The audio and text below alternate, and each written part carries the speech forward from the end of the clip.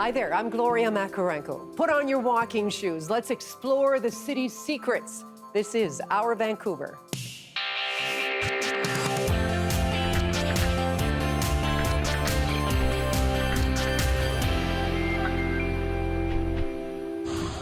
Coming up, dive in and learn about the wild work of conservationists. And a BC municipality named one of the next great food cities in the world. But first, scandal and intrigue at the foundations of our city's history.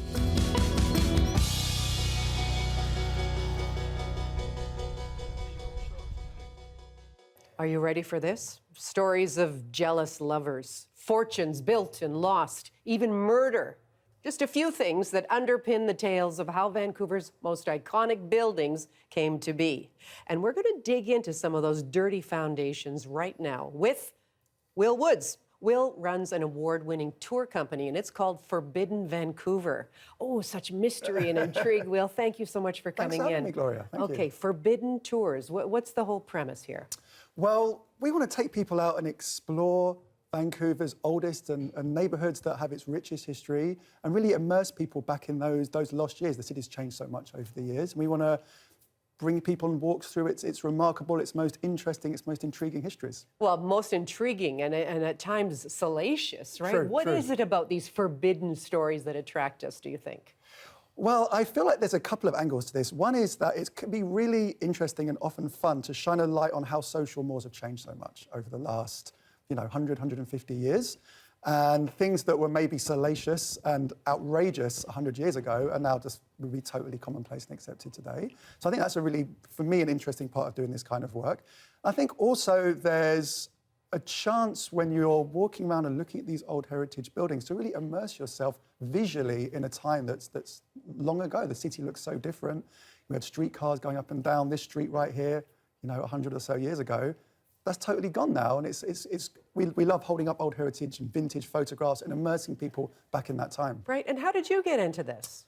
Well, I'm from London, England, originally, as you can probably... I detected an accent. Yeah. So I've been here for about 17 years now, and I was really inspired by a couple of experiences I took. One was the Underground Seattle tour, which I expect lots of your viewers have taken, where you get underground in Seattle in these tunnels and explore the city's history there. The other was the Edinburgh Ghost Tours, and they use professional actors. They really bring that history to life of, medieval Edinburgh. And I thought, well, Vancouver needs something like that. So that was the start of this company. I see. And who comes on these tours? We have tons of people from all over the world. We have a lot of locals that come, actually. I'd say about 40% of our guests are locals, which is quite unusual for tourism companies in the city. I think people really like exploring the history of their city, and a lot of people, of course, have long family connections here, and they really enjoy hearing about what life would have been like when their grandparents or great-grandparents were alive. Okay, I would love to dig into some of these stories, and I know you've brought some photographs here. We have some larger photographs as well to show everybody. Let's start with this one. What is going on here? This mysterious woman in the veil. Yes. So this is 1955, and it's at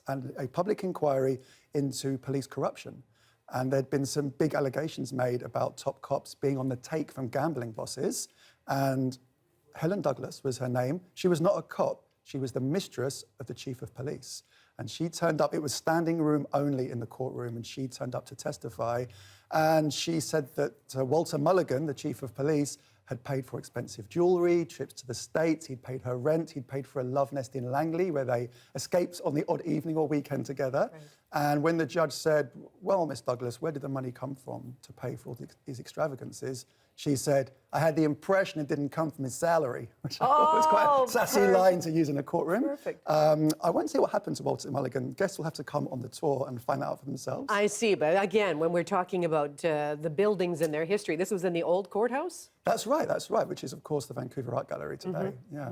I know, that's been completely transformed as well. What about this lovely woman? What's the story behind this? Oh, yes, Marie Lloyd. So she was from London, England, where I'm from, and she was a huge star in the vaudeville era, which, of course, is long gone today. It was a time of variety acts and jugglers, comedians, dancers. We had a huge vaudeville scene here in Vancouver with many, many theatres, and she came and played at the Old Orpheum in Where was the Old 1913. Orpheum? So you know where like, the Nordstrom building is, Yes. Microsoft building? Yes. It was right there. Okay. And before that, it was the Vancouver Opera House, which is a bit of a fancy name for also a vaudeville house, and that burnt down, it was rebuilt.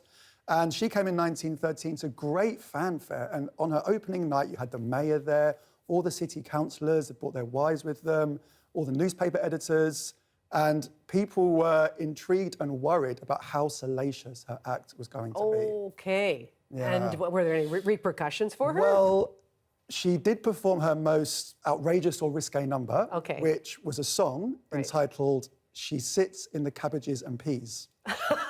You can't make this stuff up. Outrageous! I know. Outrageous. So this caused uproar in the theatre.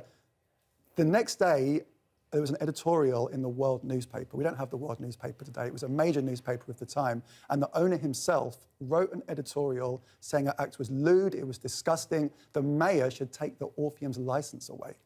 Oh my, scandal! So what do you think Marie Lloyd did when she woke up and read this in the newspaper? She probably said, I'm a star. She marched up Pender Street to the World building, walked up to the top floor, went into the owner's office and slugged him in the face as hard as she could. Oh my. Had to call the police, have her carried out of the building. She's got attitude. She does, she does. Gotta love the characters there. This one is particularly intriguing, though. What is going on in this photograph? Yeah, so this is a strange scene. It's this large man beating these very distressed-looking men who are holding their heads trying to escape him. This is outside the Sinclair Centre on West Hastings Street, which I presume many viewers will know well from lining up to get their passports. Oh, yes, yes, That's what you do there now, right? It was the post office then. And the 1930s, of course, this was the Great Depression. The Great Depression hit Vancouver really, really hard. Unemployment here reached 40% at its worst. And there was no real welfare the way there is today. If you were a married couple, you got what were called relief payments to help you afford food. But if you were single, unemployed, you were on your own. So for women, the government said, well, you should have a male family member who takes care of you, a father, brother, uncle. If you didn't get along with your family or they were also broke, too bad. Okay. If you were a man, the government said, well, let's ship these men to remote work camps out in the middle of nowhere to do manual labour for 20 cents a day, keep them away from urban centres where they might cause trouble. 170,000 men were warehoused in these camps all around Canada, with lots and lots of them here in BC. So there was a huge PR battle throughout the Great Depression, with many people saying we have to close these camps, this is really unfair on these men. Mm-hmm. The government not wanting to spend money on welfare or unemployment insurance or other programs that we take for granted today. And it really came to a head here in Vancouver in 1938, where the government had decided to close the camps because there was so much PR heat, but there were no programs to help the men. They did an occupation at the old post office, a peaceful protest that lasted 30 days until Father's Day, 1938. The police came in through tear gas into the building, so the men were forced to escape, and then they beat them with batons on the way out. But isn't that interesting? You're talking about something that happened so many decades ago, and here we have issues of homelessness, inflation, upcoming recession, all these kinds of things, and in some ways, history repeats itself. You're totally right, and I think, I talked earlier about how social mores change. Well, here's an example of how, some things change and some things stay the same. I think police tactics have changed, but we're still dealing with housing problems today. Well, again, interesting to learn about some of the history of some of the buildings in our midst. Will, how do people get in touch with you to sign up for the tours? Super easy, forbiddenvancouver.ca. This tour's running every Tuesday, Thursday, Saturday and Sunday, 10 a.m, right downtown. $32 for an adult, $29 for a senior or student, and we'll be running all year. All the best, and thanks again for the history lesson. You're welcome. Hi, my name's Tatiana. I'm at the Stanley Park Tennis Courts, and this is Our Vancouver. Now, so many of you take amazing photographs across our beautiful province. We always feature a few of the ones we receive each week. Let's start with this one, an awesome sunset captured by CBC's very own Our Vancouver director, Bradley Stewart. Bradley says he snapped it just as it started to rain. What a gorgeous shot, Bradley. Thank you so much. And bird watcher Richard Topping captured the bald eagle just as it lifted off for flight. What incredible detail there, Richard. Thank you. And finally, Jason Cole's stunning shot taken at the Abbotsford Tulip Festival. Just beautiful, Jason. Thank you. And do send us more. It's easy. If you're out and about with your camera, just email your favorite shots to us, bcphotos@cbc.ca. bcphotos@cbc.ca. Coming up, Johanna Wagstaff explains the trickle-down effect of a melting Arctic.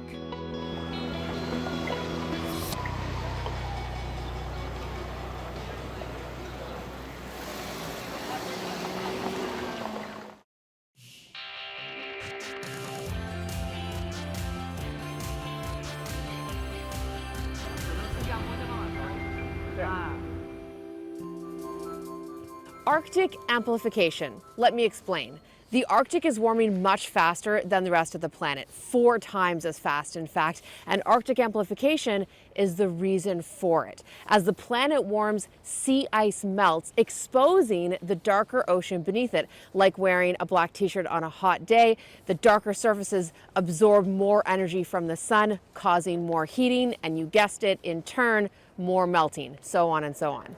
That whole process is what we call a feedback loop, and it's the main driver behind sea ice and permafrost melt, sea level rise, and changes to the jet stream. So let's go back to what we know powers the jet stream, and that's a big temperature difference between the poles and the tropics. And if the Arctic is warming and getting closer in temperature to the tropics, that temperature difference is getting smaller and the jet stream is getting weaker. In theory, the weaker the jet stream, the more likely it is to loop and meander rather than flowing straight and fast from west to east. In theory, that would lead to more extreme weather. But that's just one piece of the puzzle.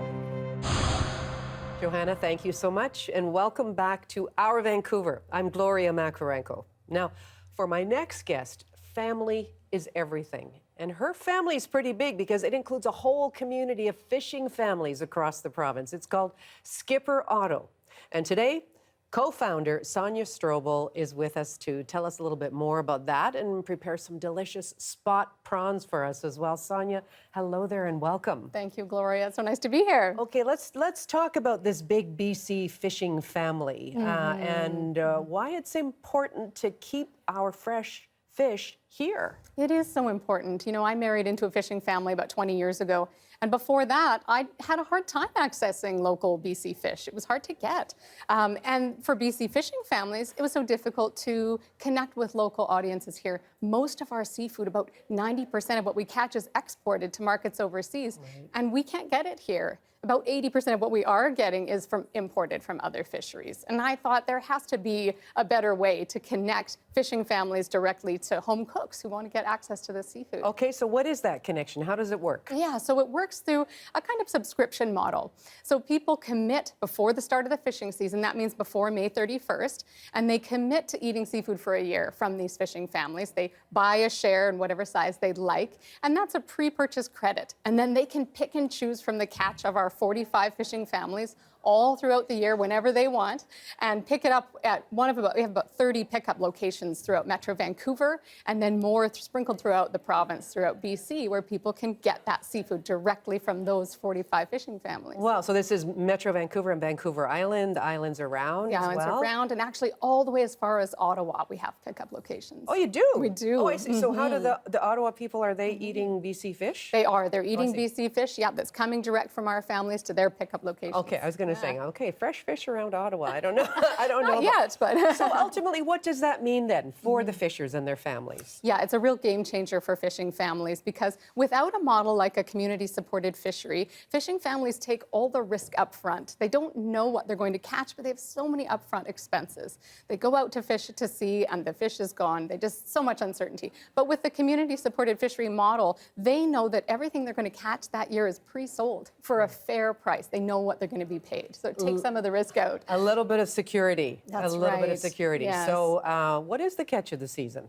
Well, we're really excited because spot prawn season opens on May 15th, and I'm sure a lot of your viewers know about spot prawns and the festival that happens down May 28th will be the Spot Prawn Festival at the False Creek Fisherman's Wharf. What's so special about spot prawns? Oh, well, you know, they're the biggest prawn in the world, actually, and they're just here in our BC waters. So we're so lucky to have this delicacy that thrives in our waters. They're abundant, they're sustainable, they're delicious. The fishery's only 40 days a year, so it feels a bit like a big party that it's time to fish for them. Well, I love to see the local restaurant community as well, embracing local and just saying, here's our spot prawn specials for the day, right through the season as well. That's so right. Obviously, if you brought spot prawns in here today, it's we can't fish them yet. So these are frozen. That's right. fresh frozen. Absolutely. One of the best things I think about being a Skipper Otto member is that you can get spot prawns year-round. So you can see there's a package right here. Yep. And so our fishing families, this is Joel and Melissa Collier, and they catch spot prawns for Skipper Otto members, and they tail them immediately after they're caught on the boat and flash freeze them on the boat. And so it really preserves that catch day freshness, and they're every bit as good as live from the dock, and you don't have to take home a live animal in your kitchen that you're going to have to, dehead in your kitchen. I have had that experience when the spot prawns were still moving, but they were absolutely spectacular. They were absolutely spectacular. Okay, so let's talk about ways to enjoy spot prawns. Where would you like to start? Well, so spot prawns are such an easy thing to cook, and if you have a tub like this one, when you take that in your sink, you run it under cold water for just a couple of minutes, and it's thawed.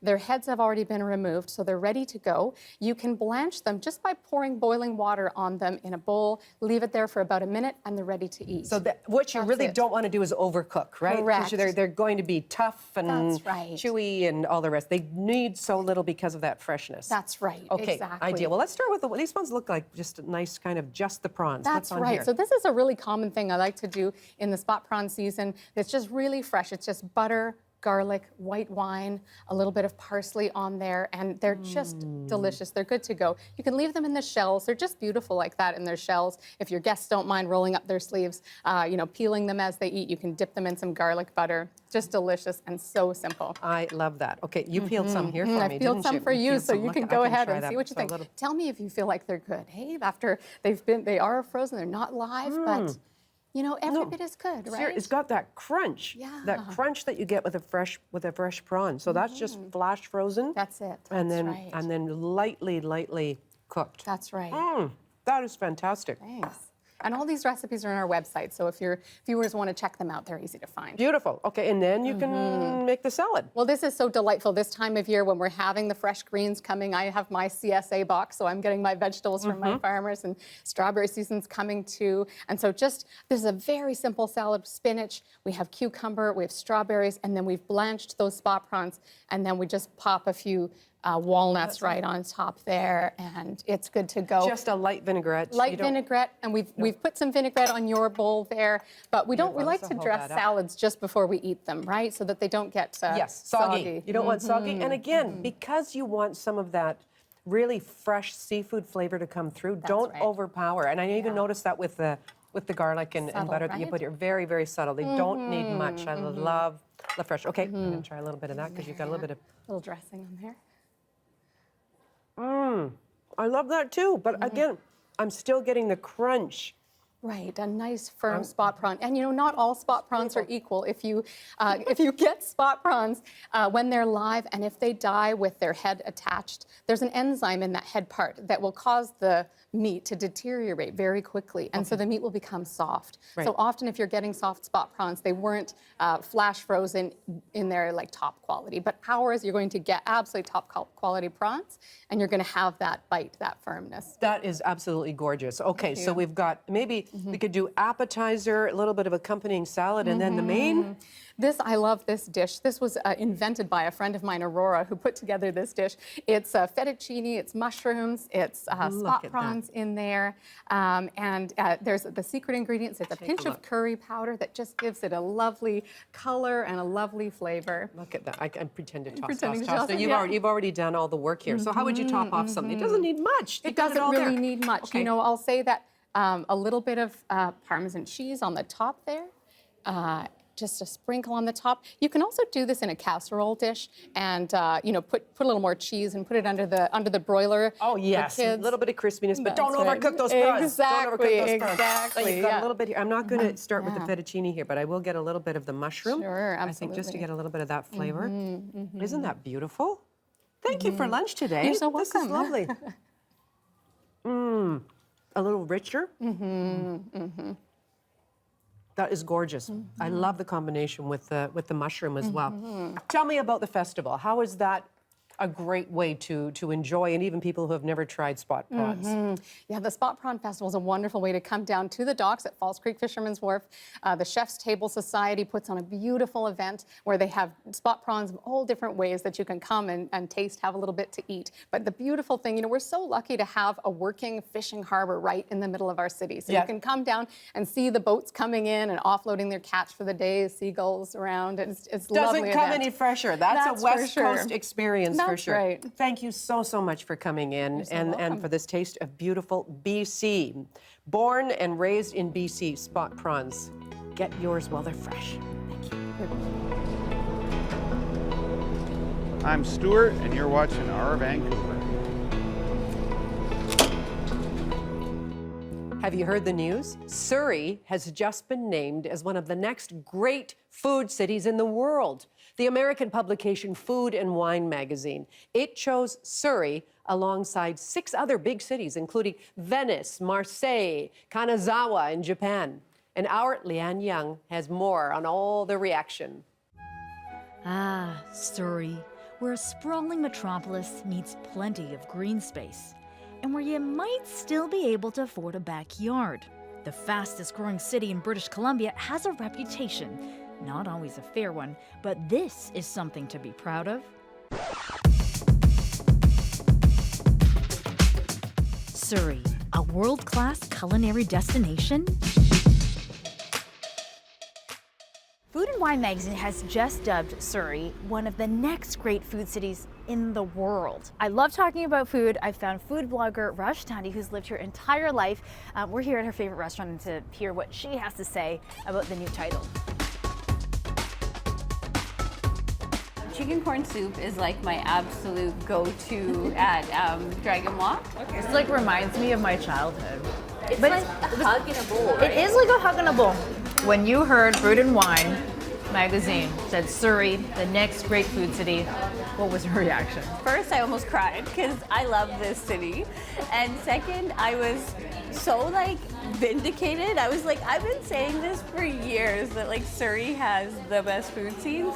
So tell me, what sets Surrey's food scene apart for you? For a long time, people would know that we have Indian restaurants, but even within the Indian community now, you know, you'll have a South Indian restaurant, you'll have a Punjabi restaurant, Bengali even, and then beyond that, like we have this whole community of Pakistani restaurants, Bangladeshi restaurants. Like I love Dragon Walk because it encapsulates so many things I love about the Surrey food scene. First, it's here in File Plaza, which is like the hub, the heart of Surrey's food scene. Secondly, it shows a beautiful like micro culture inside of Indian food. Indo-Chinese is really distinctly from a region of India, Calcutta, where there was a lot of immigrants who came over from China, and to preserve their own culture, but also to build a new life, they started these street-side restaurants. So this is another, uniquely Indo-Chinese thing. It's called Manchurian. So Manchurian is kind of a cross between fried Indian fritters, like pakoras, and like a more, I want to call it like a food court style Chinese sauce, you know, like a really sweet sauce. It tastes like a pakora that's been, you know, slathered with this delicious sweet and sour sauce. Yes. And so that is, Manchurian is very much like a uniquely Indo-Chinese feature. And I feel like that's something that you get in India, or you get it in a region that is really specialized in different foods, like Surrey. Like it's really a unique offering. Part of the vibrancy of Surrey's food scene is the growing Black community. Surrey is now home to the largest Black community in all of BC. And I'm here in the middle of, it appears nowhere, right next to a parking lot, about to talk to the chef of Tommy's Jerk. And he says it's his community that gave him the encouragement to open right in the middle of COVID. Get scrubbed and they come back out. Woo! So fire is unforgiving. And that's a lesson I learned. I've done this enough times and I don't know why I just put my hand in them. Vancouver isn't the place necessarily known until us for jerk chicken. That's back in Toronto, right? So I get the people that come from Toronto and they want to let me know they're from Toronto and this street and that street, and that's what a jerk scene is. True, however, things have changed. So why did you even pick this location? You're literally in the middle of nowhere. Come on, friend.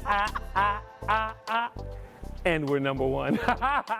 So I just got, why did I choose this spot? There were 3 spots. I wasn't exactly sure which one. There was a spot in Vancouver, there was a spot in Poco, and there was a spot here in Surrey. Those are the 3. When I first signed the contract here, there was nothing but an empty parking space. And when I signed the contract that day, there was like a tumbleweed that went by. I was like, oh boy. Inside of the black community, the BBABC, the BEBC, the BIPOC Foundation, they were just, a couple of years ago, they were all starting out and trying to find other black-owned businesses and give their support to them and rally the troops around them. And so I'm grateful for them. Those are the 3 that gave me my greatest start. The BBABC with Norris and her whole crew, they pulled up here in the middle of nothing. I had one little baby grill that you get at a big box store for $58, and that's how I got started. And I was like... And they pulled up here with what? Her family, her husband, and the kids, and they were like, and she went live on her feed, and I was like, whoa, oh my goodness, like if you see the thing, and then they've been supporting me since day number 1. So these organizations... Oh, they matter. When you get started, sometimes you think you're the only one there, but you're not. There are so many other people going through the same thing. So what did you think when you heard that Surrey has been named the next great food city, one of 7 in the world? Let's go. We are a collective here. If you've never been to Surrey, just come, bring friends, bring family. You can literally get anything from here. Yes, I love my food. Yes, I'll say come to Tommy's Jerk all day long. But if I want Korean fried chicken, I can get that, right? If I want rice from any culture, if I want something from South Indian cuisine, if I want something African, if I want something Australian, if I can get something from each one of these cultures, it's amazing. All you got to do is take a look at Surrey and come. You don't necessarily have to come to mine. You just got to come, and once you come, you'll see it'll change your life. I promise you that. So there you have it. Come to Surrey, including those of us Vancouverites who seem to think it's very far. It's not that bad. I hope we've given you just a taste of what the city has to offer.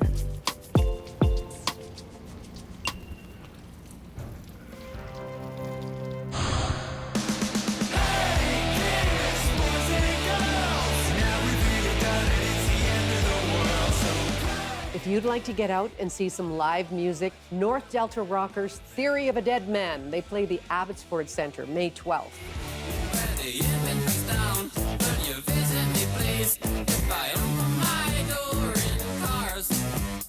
And he's a bit older now, but pioneer of electronic music in the 70s, Gary Newman returns to play the Commodore Ballroom May 14th.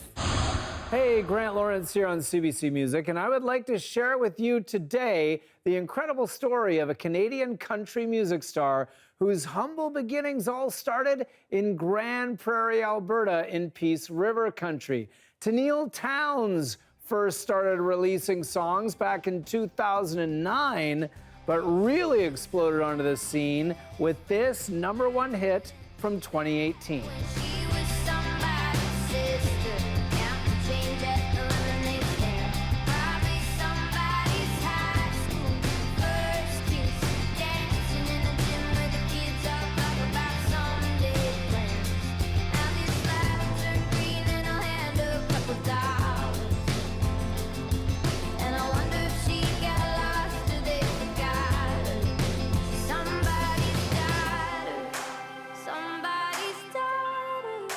That is Tenille Townes with her first huge hit song, Somebody's Daughter, from her debut major label album, The Lemonade Stand. Now that song went to #1 on the Canadian country charts and the top 40 of the US country charts. Tenille Townes first got into country music on long road trips around Alberta and the prairies, influenced by the music her parents and grandparents would play on the car stereo. And as the legend goes, when Tenille was just 9 years old, after one of those long car rides, she attended a Shania Twain concert holding up a sign that read, "Can I please sing with you?" Now, amazingly, Shania Twain granted that wish and brought young Tenille Townes up on stage. Check this out. I stood next to her looking out into the crowd, and I knew then it was exactly what I wanted to do. It was also the day I learned that dreams actually can come true. It lit a fire in me. It's the reason I'm singing songs today, and now I sure hope to get to pay that feeling forward to some kid at a show of mine someday. Well, an absolutely amazing story, and Tenille Townes has really made it happen for herself with all sorts of Canadian Country Music Awards, the Juno for Best Country Album, and more hit records like this one. If I ever get to heaven, no, I got a long list of questions. Like, how do you make a snowflake? Are you angry when the earth quakes? How does the sky change in a minute? How do you keep this big rock spinning? And why can't you stop a car from crashing? Forgive me, I'm just asking. That is Tenille Townes with her gold-selling country pop single, Jersey on the Wall from 2019. Now imagine this, your first duet is with Shania Twain when you're 9 years old. 20 years later, you get to do a duet with another Canadian international superstar, this time Bryan Adams.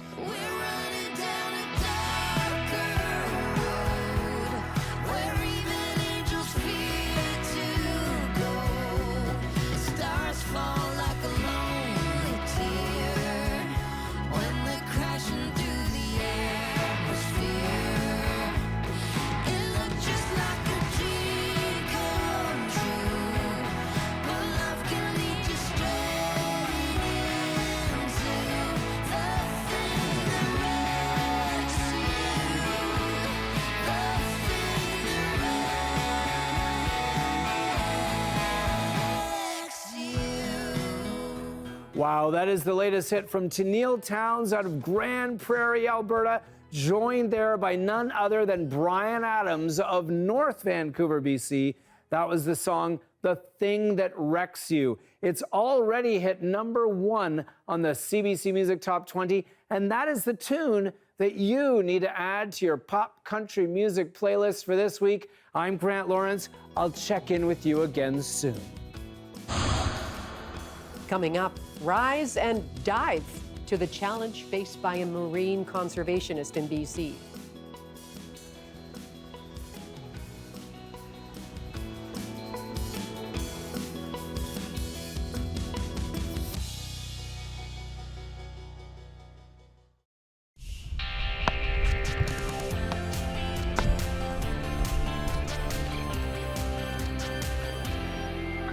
Hello and welcome back to Our Vancouver. I'm Gloria Makarenko. Now, what do you get when you combine an emerging filmmaker, an oceanographer, and citizen science?